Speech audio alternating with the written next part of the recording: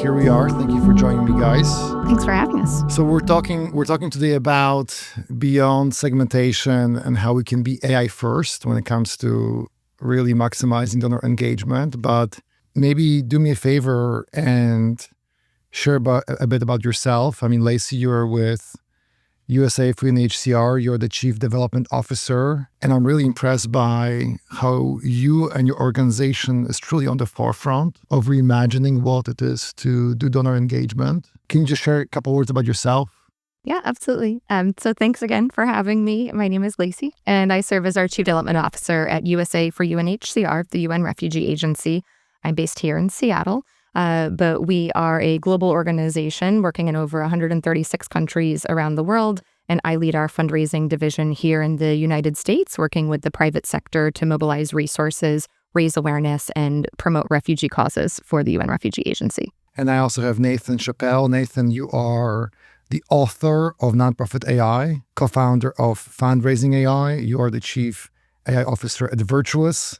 I look at you as an expert in how organizations can harness AI for social good. A couple words about yourself. Yeah, I wonder where you got that idea. I think I have the letters AI in a lot of things I do. To be honest, though, I actually consider myself, a 20-year accidental fundraiser. So while I've been focused on AI since 2017, I spent 20 years leading nonprofit organizations and, wearing all the hats, doing all the things. And really my work in AI only started because my 20 years of fundraising, my job never got easier. And I kind of wrestle with that. Yeah, it's been an amazing path. And now I get to hang out with cool people like you. And I think Lacey has the coolest name, by the way. Like if I think about anyone is going to save the world, Lacey Stone saves the world. So.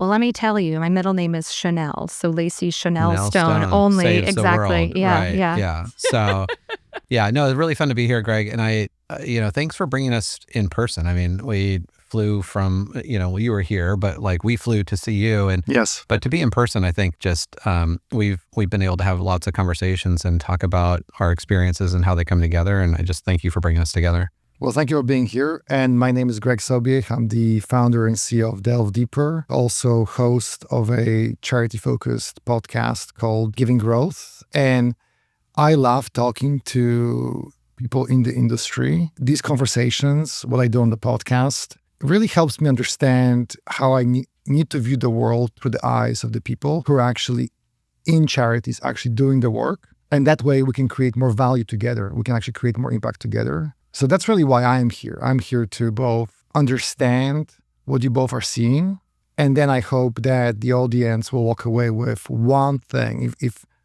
whoever's online right now, if you walk away with one thing that you can take to your organization tomorrow and actually implement, in some way that would make me really happy, that would give me some joy. Now, we are going to talk about really two topics. One is this idea of small, consistent steps. What can we do that doesn't require any money, doesn't require any technology, but what steps can get us closer to actually understanding donors' needs? What really matters to them the most? And that's where I'm going to plug in you, Lacey. And we'll also talk about AI and how AI is used at USA for UNHCR, and also what you've seen, Nathan. And that obviously requires a little bit more technology, and maybe there's a bit of an investment needed. But you've made really compelling arguments over breakfast this morning that it starts with creativity. But I do want to start with, how do we even come together? Why are we even here? So I remember early in the summer, I interviewed both of you on Giving Growth, and I really liked just the interaction. I felt like we had a really good time together. It felt very natural. And I realized that what you were doing, Lacey, at USA for UNHCR was very special. I haven't heard many charity leaders speak about the work they do this way, and I've spoken to maybe 50 people so far over the last year. And then Nathan, you were just you are so full of energy and just clear ideas about how segmentation can be done and how AI can be used. So what makes this industry very special is they're great people that have really awesome intentions, but that we do struggle translating that willingness into impact and deeper donor relationships, because again, we're under such pressure to deliver, to meet numbers, that sometimes that kind of stands in the way of just having like real deep conversations. And honestly, like our sector is at an inflection point right now where these conversations are not just nice to have, they're needed. I mean, we're facing a tectonic shift in how work gets done. The issues that we're facing are not becoming less, right? The world's becoming more complex. The pace of everything is faster. So I think pausing for a few minutes, comparing notes, sharing best cases, sharing examples of things that we've mostly learned the hard way, I think is invaluable. Let's try to use today as an opportunity to pause and to create value for the audience and the industry by sharing our perspectives and just tangible examples of what people who are listening to this and viewing this can do again tomorrow. I mean, we are in late August, right? Everyone is gearing up for Giving Tuesday, for having great December. And I know that if I think about AI first and AI, that may feel like a 2026, 27 initiative, right? Budgeting cycle. And actually, I think you both would argue, and you have, that it's something that we can implement even by November and December. Yeah. That hurts my heart when you said that. I'm like, wait a minute. Many RFPs will be launched in March with a date of July 1st because of fiscal cycles, right? Yeah. And it's just kind of the way, like, I'm sure that those RFPs will have AI elements, right? And charities will be looking to do more with technology, data, right? Media, creative. I would love for us to also argue that there are things we can do now, tomorrow, in 3 months. For sure.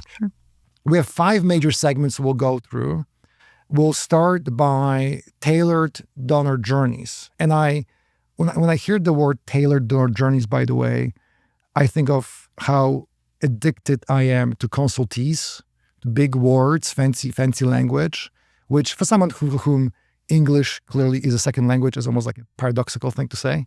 But when I think about tailored donor journeys, I think about the work, Lacey, that you've done and your team, and how you guys raised money when Ukraine happened. You had 100,000 new donors come in. Yeah. And you did something very pivotal. You decided to treat people who gave maybe $10, $20 a month as if they gave $10,000. Sure. So can you walk us through what happened at that point 3 years ago? What challenge did this influx of donors cause for you guys? Because it was good, but there was something challenging about the situation. And then how did you decide to lean into understanding these donors' needs? Absolutely. So just to kind of set some context, right, in 2022, when Russia's full-scale invasion of Ukraine started, in just those first 2 weeks, the context on the ground was unprecedented. And I know we use that word quite often, but to put some numbers behind it, right? In the first 2 weeks alone, you had 2 million people who had fled Ukraine to other countries. You had another 2+ million people within the country who had been internally displaced. And this is a country of about 44 million. So we're talking about a tenth of the population in 2 weeks who was forced to flee. That is quite unprecedented. And in those 2 weeks, UNHCR globally raised $200 million from the private sector. So this unprecedented emergency resulted in an unprecedented private sector response. And part of that unprecedented private sector response, I think, showed that there was such solidarity with refugees. It showed the generosity that was behind, when I say private sector, I'm talking about individual philanthropists, corporations, foundations, individuals giving $5, $10, $100, and that support only grew as the months go on. So if you fast forward a few months, you're right, we reached 100,000 new donors, mostly one-off, one-time donors. So these are not recurring donors. These are not people who were even familiar with USA for UNHCR in the past. And so what an amazing opportunity for us to be able to bring them into the fold, to learn more about the work that UNHCR does beyond emergency response, which is historically how we would have treated all of those new donors, right? You have an emergency response, and the goal typically is that you then convert those emergency donors into long-standing partners by introducing them to the other parts of the work. And when we brought these 100,000 new donors in, one of the biggest challenges is that we did not have the staffing structure, the infrastructure internally, the systems to appropriately steward and provide meaningful engagement opportunities for these donors to be able to get excited about the work that UNHCR does, to learn more. We were in emergency response mode for quite some time. And so with those 100,000 new donors, you have 100,000 new opportunities for retention. You have 100,000 new opportunities to learn about what motivates this donor, what was compelling for this supporter to choose UNHCR above all other organizations, and why would they want to stay with us. And so one of the first things we realized is we don't have the right systems, we don't have the right infrastructure. And if we really want to retain these donors, we need to provide them with reasons to want to stay with us. We need to provide them with reasons to trust us, to build loyalty, and that will take time. What we did is we looked at our internal fundraising program, and what was nice is that because of this unprecedented response, and we were lacking in the systems, that kind of gave us the freedom and flexibility to say, well, what do we want this to look like? What could this look like in the future? And what's the best system to be set up for success? Not how it's been done in the past, but what do we want to be in the future? And we built our fundraising team on that vision for what we wanted to be in the future. And part of that building included establishing and aligning and committing to shared goals for the entire development division. So we have 4 total shared goals that everybody in the division can see their own work reflected in that. And then under our shared goals, we also have shared strategic priorities. So rather than what we had done previously, and when the donors came to us through the emergency response, rather than segmenting donors by the channel in which they came as a donor to USA for UNHCR, we thought instead, and as I'll say as an example, I might give digitally, right? That does not mean that I'm not also receiving mail. It doesn't mean that I'm not also going to meetings and webinars and interacting in different ways with charities that I support. And so why are we treating donors as though the channel in which they donate is the only channel in which we should communicate with them? We thought that was a real opportunity for us to shift.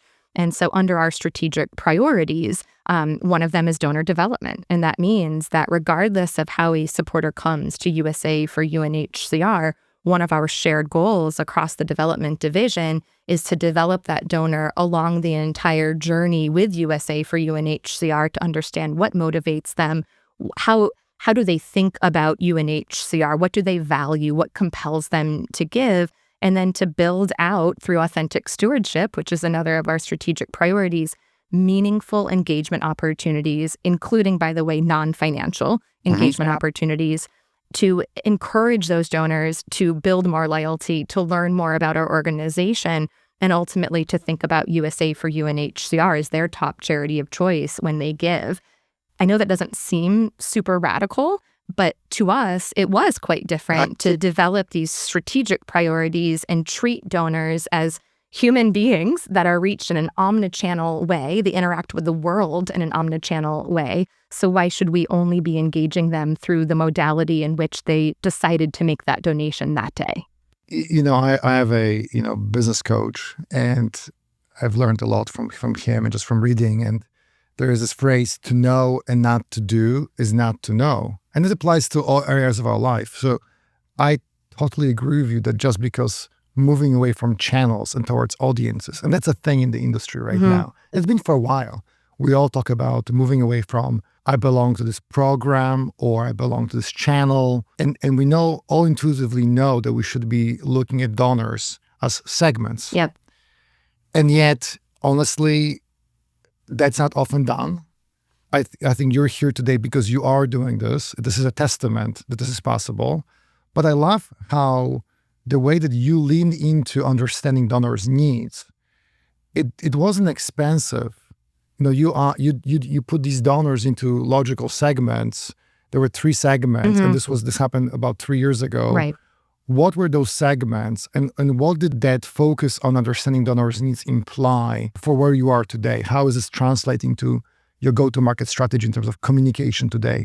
Yeah. So as we looked at, and we were very fortunate because we have an in-house innovation lab within USA for UNHCR that is in the data every single day. And it's not just using data models, but it's also doing donor sentiment surveys to specifically ask what compels you to give to USA for UNHCR. What's the most important part of UNHCR's work to you?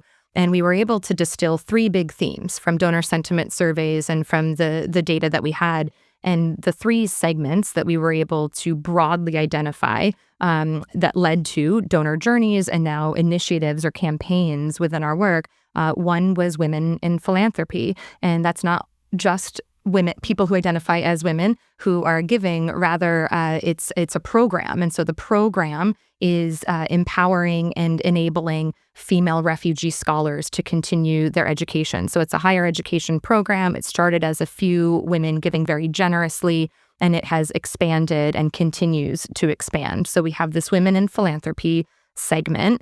And then we also have faith-based donors, and that includes both organizational and individual. And again, this was identified based on those donor sentiment surveys. We ask every donor when they make a donation online at the end, what are the values that you align with? What made you decide to donate? And so many of our supporters cited in the free form text something about their faith has compelled them to give to UNHCR. So that was the second segment. And then third was emergency.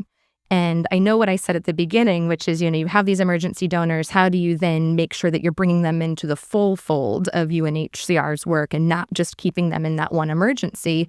But instead, we thought, well, what if we embrace the fact that these individuals are wanting to support an emergency situation, rather than saying you came through an emergency, now I have to move you through a specific predefined journey where I now need you to really be motivated and compelled about education or livelihoods or whatever it may be. Why don't we really lean into the fact that because this is an emergency situation, because you are compelled that UNHCR activates within 72 hours of an emergency, because you are compelled that we are leading the charge when it comes to camp coordination management, protection, shelter, let's lean into that, embrace it, and allow donors to have the opportunity to learn more about how we work in emergency situations, rather than trying to fit you into a box that you weren't necessarily interested in the first place. So what I find fascinating about this example is how beautifully basic it is. I think the word survey, right, stands out. And I really want to double click into this word, because obviously there's pressure to raise money. I think there is lack of permission in the industry to waste a communication. I think it's often positioned as, why would I waste the communication, an email or, an interaction online to ask about what the donor needs? I think that's real personally. I think what's also real is that this reflects lack of passion to understand donors' needs. And I want to bring you, Nathan, and talk about why that's happening. But before we just do that, the fact that USA for UNHCR has a culture, and we'll talk about this in a second, where your team has the permission, but also the level of awareness to ask donors about, why do you actually donate? What does it do for you? What does, we talk about pulling heartstrings.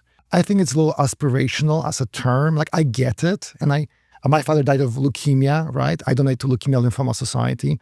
My heartstring is boys and girls who don't have parents. I don't know that I care about, honestly, research as much as I care. And I do, of course I do, but I care about a boy and a girl who lost their parents when they were 6 years old, like I was. Yeah. So that's my heartstring. But there's a deeper need behind that one can express as a charity to their donor.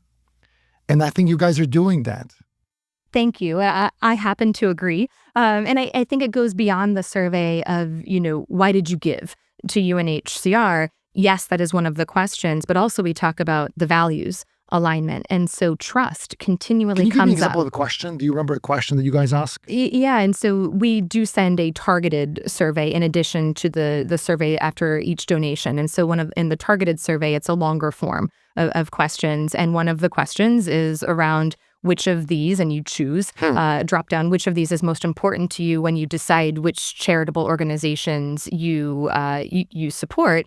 And overwhelmingly, whether it's institutions, organizational institutions, or individuals, we learned that the majority of our donors who responded choose to support us because they find us to be trustworthy. They trust us. And so knowing that they choose us because they trust us, how do we lean into that and make sure we can build that? That impacts how you communicate. Exactly. So Nathan, question for you.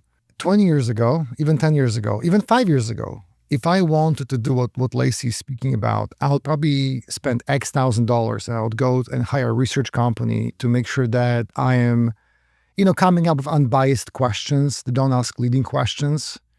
And I feel like that's no longer needed. Why do organizations struggle with change management? In your book, you talk a lot about the fact that there are many things that organizations get right and many things that they get wrong. Can you share some examples of what you discovered? We have your book right here. What are you hearing in the industry? There's just so much to unpack there. When I think about Lacey's story of, first listening and then responding, I think that at the fundamental level, that's what our sector has really been challenged to do. And it's largely, and to pass to your point, that type of experience is very expensive, right? And the area of persona development, where back when I was at a cancer hospital, we hired a very large consulting firm that charged us, several $100,000 to come up with personas.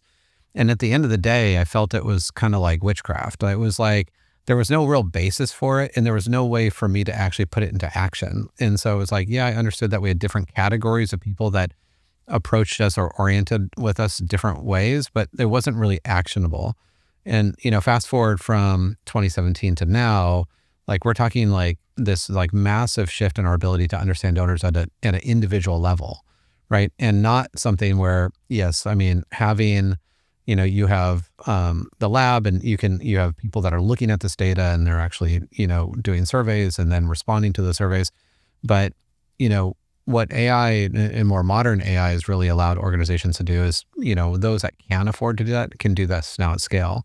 I think, though, it has to start with a desire to want to know, right? Because I think fundraising for so long, I got into fundraising in 2000, where it was highly relational, almost entirely relational. I didn't have a CRM. I had a Rolodex. And the value of my contribution to organization was how many people would say yes to having lunch with me in my Rolodex. And somehow throughout 20 years of me fundraising, we moved into just this complete numbers game. And it was just winning the game, but not listening. It was very, just throwing things out there. I think the desire to listen, because there's so much data. You already shared examples, the desire to understand what's your orientation around nonprofits at all. And then how do you make, a decision on why you would come. But then you also mentioned donor survey. So how few organizations actually, when you make a gift, actually want to know, did this satisfy your need to partner with us? Or what could we have done better? And so I think one is the desire to want to know. And then the second is to really understand that we have technology today that lets us not look at donors and prospects, but as individuals that have a varying degree of connection to you. And that degree of connection will change continuously.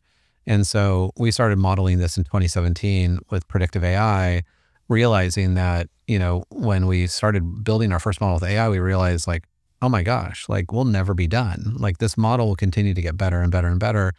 And we moved away from this idea of donors and prospects to what we stole from healthcare, which is the idea of N of one. The N of one in a clinical trial would be that every single person is treated individually based on their own DNA and their genotype. And so in cancer, treatment, we wouldn't just prescribe you have a general type of disease. We'd just prescribe a certain drug to you because it may help you and it may hurt someone else, the exact same drug.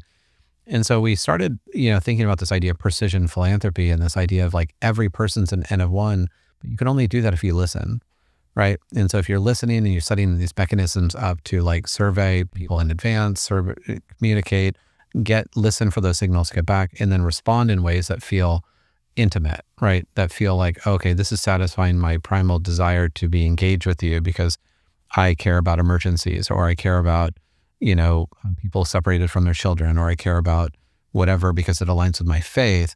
Only then I think nonprofit can break through the barrier of treating people transactionally. So we have a lot to figure out in the new world of fundraising and AI. I'm super bullish on the idea that we can move away from this broad swath of just treat people as one or two types of cohorts, and getting to a point very soon where every fundraising strategy is segmented, like micro-segmented to the N of one. Can I chime in on that? I saw you take notes, and I was going to ask you to chime in. So yes, you may. Yes, you may. I love what you just said, and it's the word listen, because one of the strategic priorities that we identified when we were saying these are our shared goals, these are our shared priorities, one is transformational relational fundraising, which is very different from transactional. And the reason I wrote listen down and underlined it is because when I think about transformational relational fundraising, the word is relational. It's a relationship. And in any relationship, you want that relationship to be nourished. You want that relationship to be nurtured, to be cared for. You want to put your best foot forward, and you want to make sure in a successful relationship, you want that person to do the same and to listen and to understand one another. And it's not to say that it's always perfect. It's not to say there aren't things that we could all improve and do better.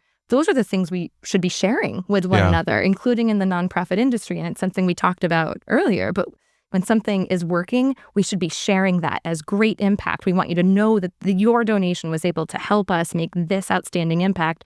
And when we don't get it right, we should also be sharing that, because in a true relationship, we should be able to have that transparency, which should help to then build trust. Yeah, I think to the change management portion of all that is actually the desire for change, right? Moving from transactional to relational fundraising is where our sector, I think the pendulum has swung super far to transactional. And it's because we got enamored with technology and the ability of, kind of winning the game. And donors have spoken. Trends in charitable giving are not favorable in terms of total dollars, which, we shouldn't really only look at. We should look at the number of people participating in any civic engagement. Those numbers have been dwindling. And it's because we've treated donors like ATMs. But I do think that pendulum has swung so far that it's moving back. The reality is the data is there. Like the data is there. And the great part is that if it's not there, you can create it. Like you can curate data by listening and then responding. And that's at the core of what, where I work at Virtuous is like, it's literally considered a responsive network. So it's like listening and then responding. It's just like N of one kind of idea.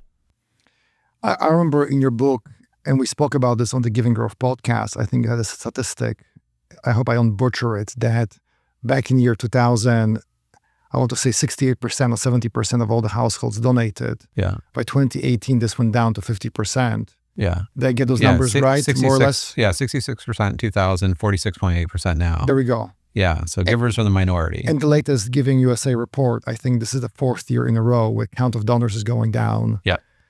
Giving is going up. I think it's because more people, there's a generational wealth transfer happening right now that we're in the midst of. And this isn't just boomers, it's also Gen X increasingly. So we are relying on a smaller count of donors to give more. Right. Which also means we are pushed to care about mid and major more than mass donors. Right. But the thing that really stands out for me is that there are things that we can control in life and there are things that we can't control. And I know that I'm not saying anything that none of us hasn't heard before, but what I believe can control is to listen better, to lean into those needs better. And yet, Nathan, again, that sounds great, but from a change management perspective, you wrote in the book, which is right here, 70% of AI transformation efforts fail primarily due to poor change management practices. Like, what does this mean in reality? Why do 70% of these kinds of projects fail? Obviously, what Lacey's talking about isn't, you don't need AI to do a survey. Right. And yet it's a foundation to train the model that will be AI first. Why aren't more organizations doing what Lacey is doing and actually leaning into AI projects? Yeah, it really comes, it's a cultural issue, right? At the end of the day, when we talk about success or failure of AI, 70% has nothing to do with data or models. It has to do with people and culture. And so, I was able to, the last number of years implement, custom predictive AI solutions for lots of large, nonprofits throughout the country. And, when I stepped back and really dissected like why some were like thriving in this and some were not, they all had the same treatment. Like they all had the same, relatively like the same, the way you set up a predictive model is like identify a target, you use first party data and third party data, you aggregate it, all the thing. The process is exactly the same for every single one, even though their data is unique.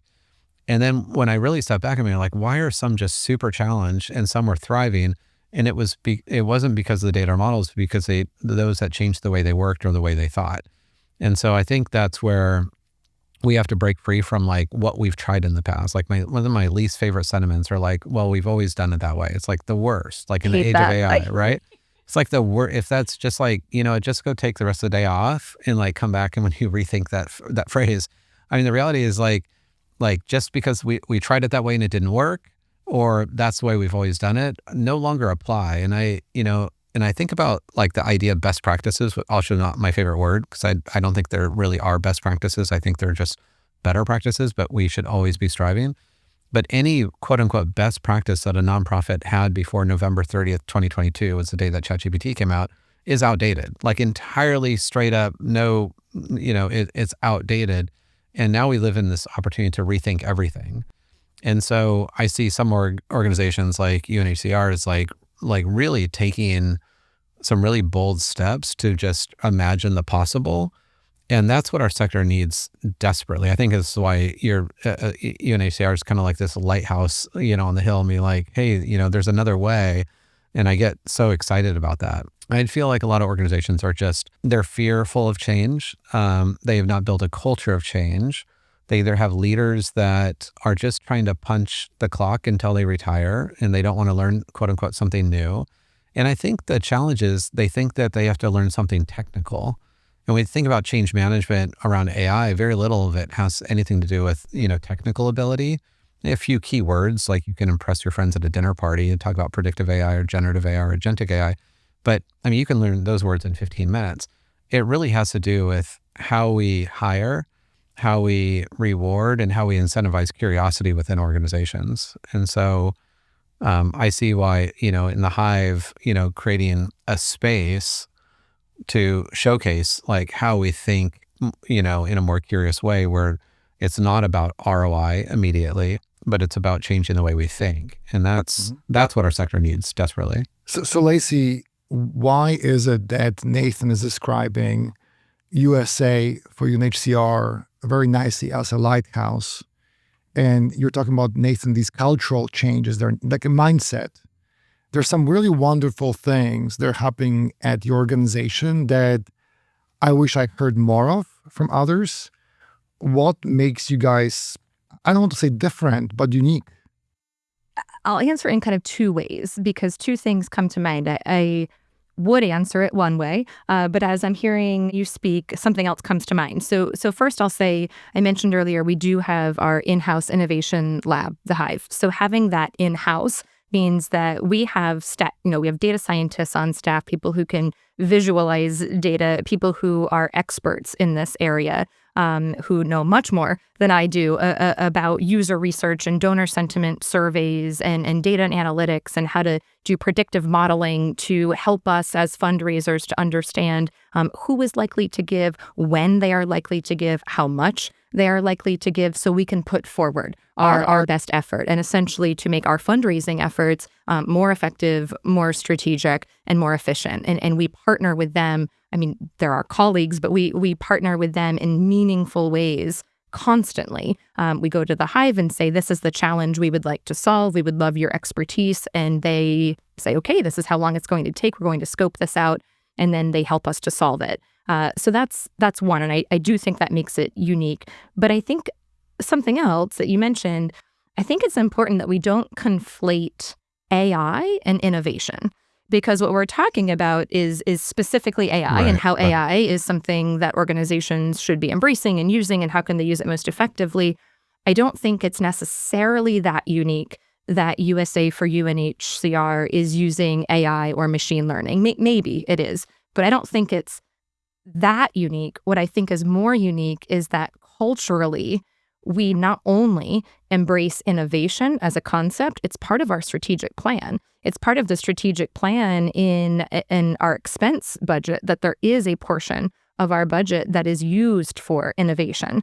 And that means that culturally, we have the freedom and the flexibility to try new things, to experiment, and to learn. And that gives kind of permission at all levels of the organization that innovation is not just for the Hive. innovation is not just for the team of data scientists. Innovation is for all of us. Innovation means thinking of a creative solution to a problem. It means trying something new. And every person in every organization has the ability to be innovative, even if you're not using AI and even if you're not a data expert. I love that distinction. I think that's so powerful. And I'm curious how that came about. Like, is that always been the case, or has it come from the very top and worked down, or is it just because you've hired a lot of curious people and that bubbled up organically? Great question. So our strategic plan right now runs 2025 through 2030, and it's part of that strategic plan. And it's really been ingrained, I think, and embraced at all levels within our executive leadership group, including with our CEO. But then it's also from the ground up. There's a hunger for it. There's an appetite from staff who come with ideas and say, what if we tried this? What if we tried this? And the response is typically, let's make the case for support. Let's weigh the pros and cons. Let's talk about what the value proposition is and what the ROI is. And my philosophy is if we can make a good enough case for support to prioritize this work, let's try it. Let's try it. It's amazing. So if I just zoom out for a second, we spoke about first tailored journeys. And I really don't maybe like that word because it sounds very smart. What I'm hearing there is we need to have more permission to collect signals about the things that donors need most from us to do for them, what motivates them, what their values are, what they value in their relationship with a charity. There is a famous study about jobs that we are hiring things for. So what is a job that donor is hiring a charity for? That may be to honor someone who is sick. It may be for me to have more meaning in my life. Again, my personal example is what would motivate me to donate to cancer organization is to help a little boy and little girl, probably with mental health after losing a parent. These are all very deep motivations that we can get at if we simply listen better. Like you guys said, if we ask more questions. So that was one. And this is something very tangible that charities can implement tomorrow to learn about their donors in prep for Giving Tuesday, for example. Literally, in 2 days, I can launch a survey and I can use ChatGPT to help me design that survey and probably will not be wrong. And there are many ways, right? This can be text, this can be email, other mechanisms, this can be thank you message. I'm sure if I went to ChatGPT and asked, how can I do this? It will give me lots of great ideas, or Gemini, or any other platform. That's number one. Number two, we spoke about change management. Just the fact that it's not about being super technical.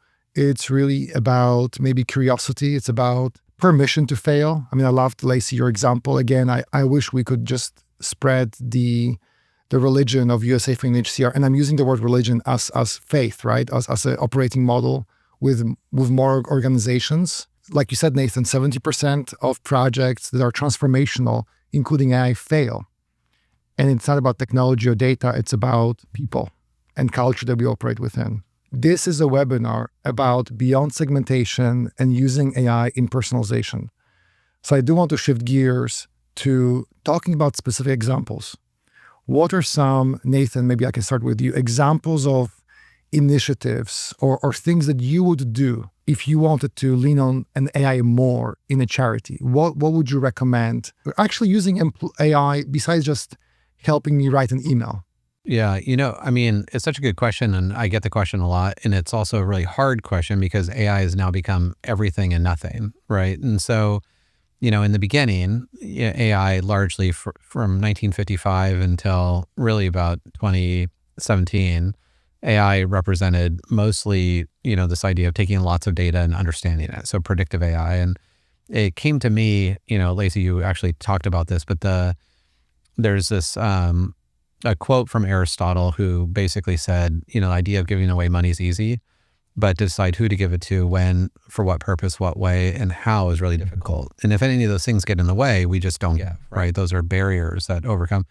And it made me realize this in 2017 where we were starting to use predictive AI, so predictive modeling, to decide, It didn't matter how much we asked for or when we asked or in what way if it wasn't the right person to begin with. So starting there, peeling back the onion, what I find for a lot of organizations is they try to quote unquote boil the ocean with AI. It's like, oh my gosh, like the board said we need to use AI, or my boss said we need to use AI. Let's everybody use AI. The reality is that it's not a thoughtful and targeted approach. What I really encourage organizations, especially if they're just starting in their AI journey, is to start small. And to be honest, like really small, like start with like the highest yield but low risk problem that you can find, the thing that's just annoying, labor intensive, mundane, nobody wants to do it. You don't have the staff to do it. Start with that like single isolated case that's like high yield but low risk. And then when you've proven that, then take another step and another step and another step. When I see organizations do that, they're beginning, to build this like culture of innovation, if you will, and like the acceptance of like, oh, we can try things differently. And then they're starting to just expand their horizons on what's possible. And so, in fact, there's a study that came out 2 weeks ago by MIT, showed that 95% of AI initiatives are failing, and they're not measuring them in the same ways. But the reality is the 5% that were thriving, it's because they didn't try to do too many things. Like the organizations that just said, we're doing AI everything, have like failed wildly.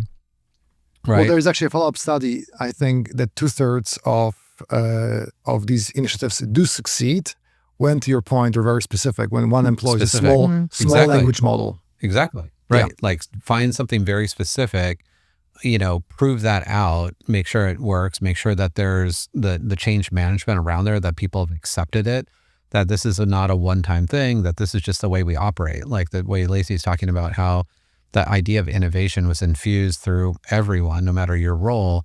That's what you get when you start small and you kind of work outward. The lure for a lot of private entities was like, we're going to be out of business if we don't use AI. Let's use AI in everything.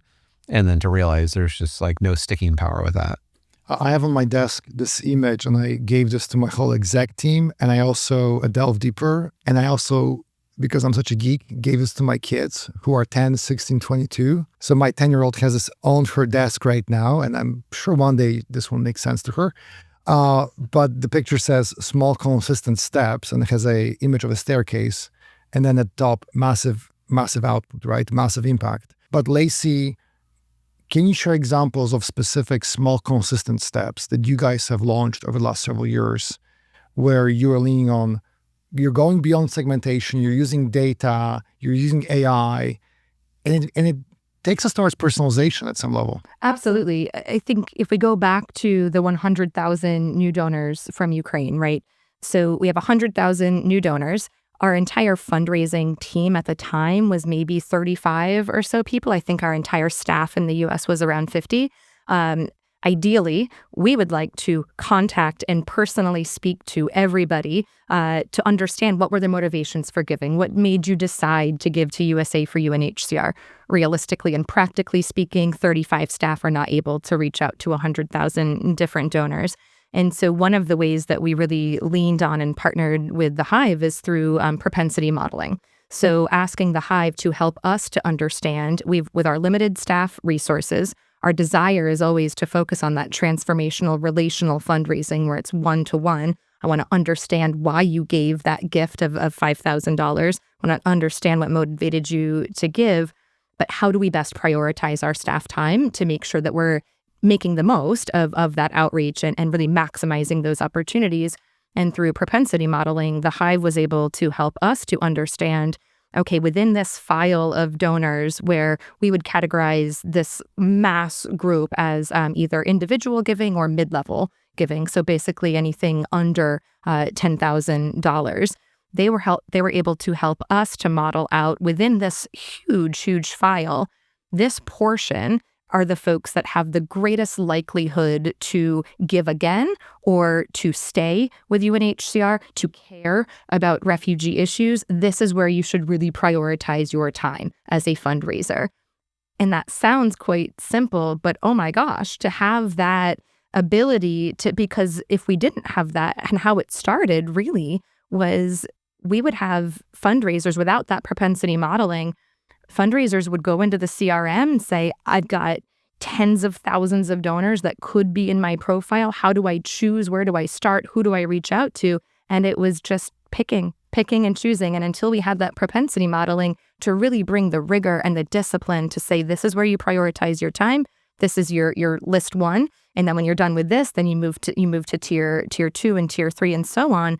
But that propensity modeling who helped us to understand where we could prioritize our time was so helpful. So I want to unpack this, and I'm sure, Nathan, you would say that it's less about specific ideas. Sometimes it's more about the mindset. And I get that.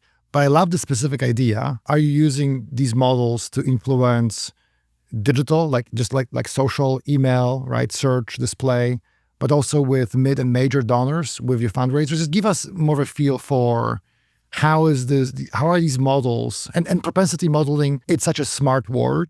It's a little intimidating. What does this mean in practice? Yeah, so I mentioned one of the segments being women in philanthropy, right? And so the way this is actually working in practice, I'll give a great example right now. The Women in Philanthropy initiative is focused on a program called Building Better Futures, which is, as I mentioned, a scholarship program for female refugee scholars around the world. And mostly, so far, this has been a major giving effort. So we are talking about individual philanthropists who are making large and meaningful commitments to this effort. Through propensity modeling, we are able to work with our IG file, our individual giving file of digital and offline donors, to be able to communicate about this Building Better Futures program, understand who is responding to whether it be an advertisement, an email, a survey, et cetera.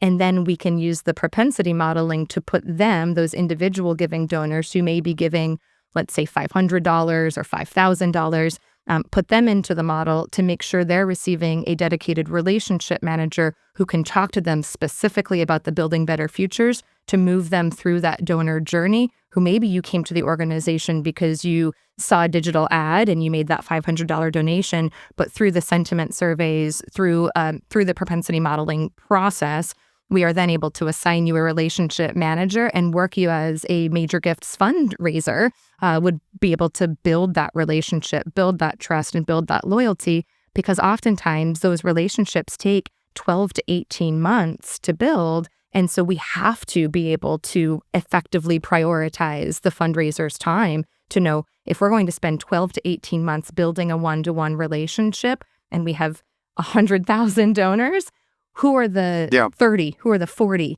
who are most likely to be able to support this effort and have the capacity, the inclination to give, and that really helps us to be more effective and more strategic. Any other examples, like boxes to check, of initiatives where you've seen all this data and technology work pay off?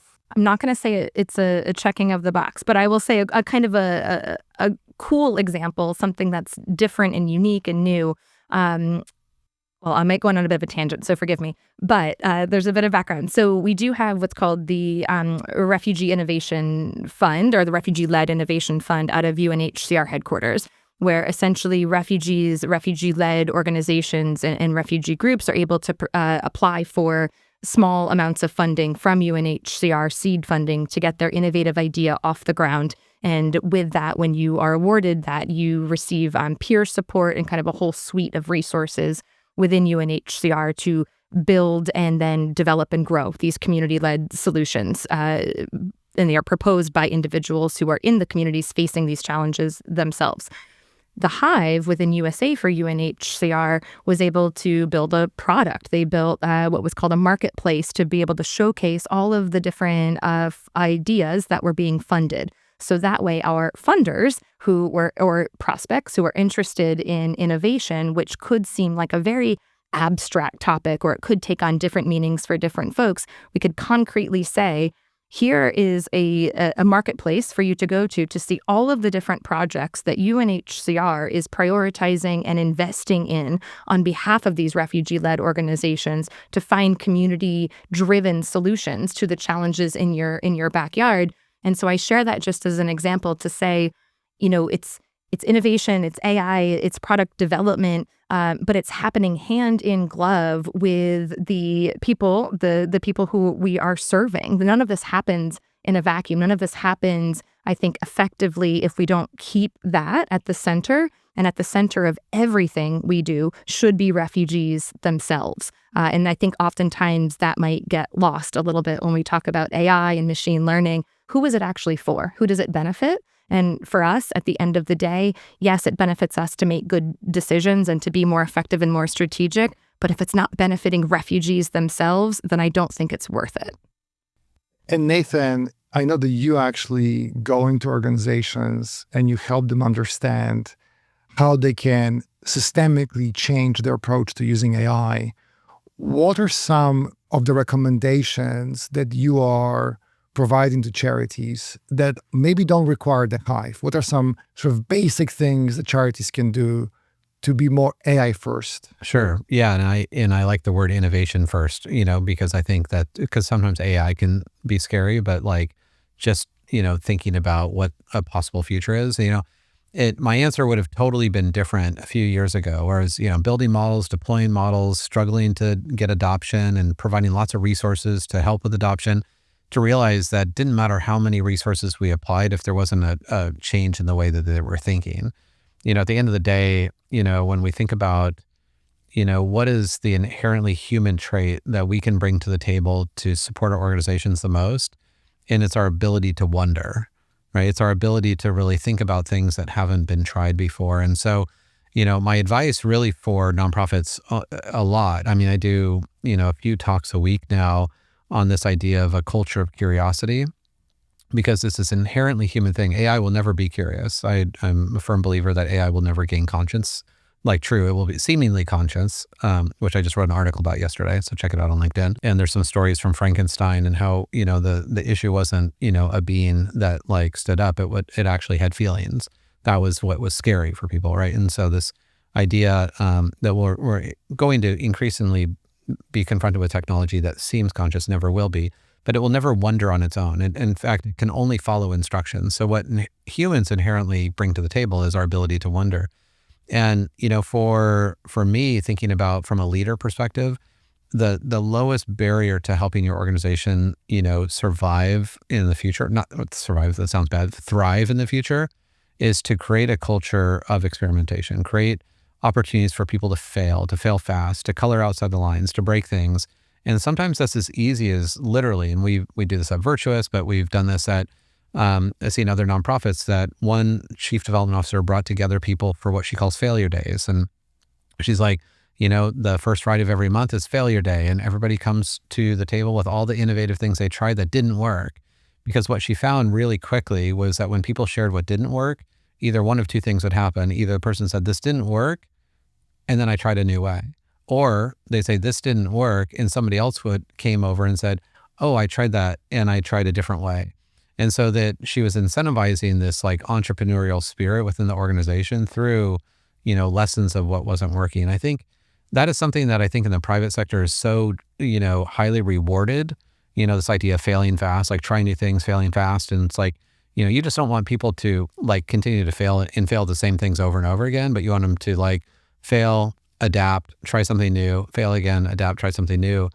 We work in 2-week sprints at Virtuous. Like literally every 2 weeks is a new set of sprints that we try something new. And if it fails, we only wasted 2 weeks.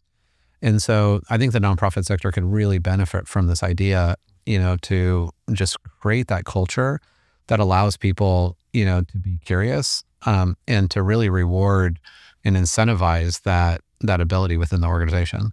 The only way that we learn is through failure ultimately and reflection on experience. And I love this idea of having a day a month where we can reflect on our failures, because in a way, as negative as that kind of sounds, we're actually celebrating experimentation, right, and we're giving the team permission to do something different. Now, I want to just talk about what's next. Like what's exciting to both of you when it comes to maybe not tomorrow, right? Maybe next week or maybe in a year. Lacey, starting with you, what's kind of in your future and in your organization's future when it comes to like anything that comes to mind? Well, it's interesting because I'm not trying to avoid the question, but I think as you ask that, and in the context of AI, right, what I've been reflecting on and thinking about is USA for UNHCR and the Hive. We don't use AI because it's the latest trend. We don't use AI because it's a cool, shiny tool.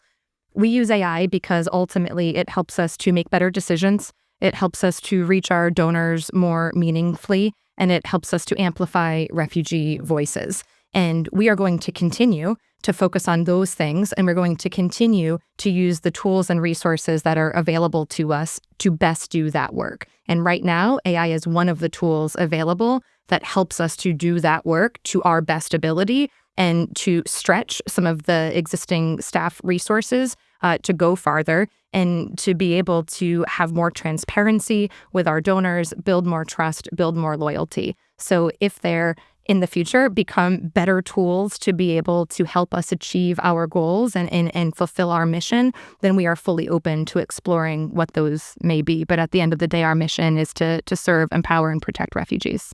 Yeah, so funny. I mean, so many of the words that you're sharing are just like really hit here.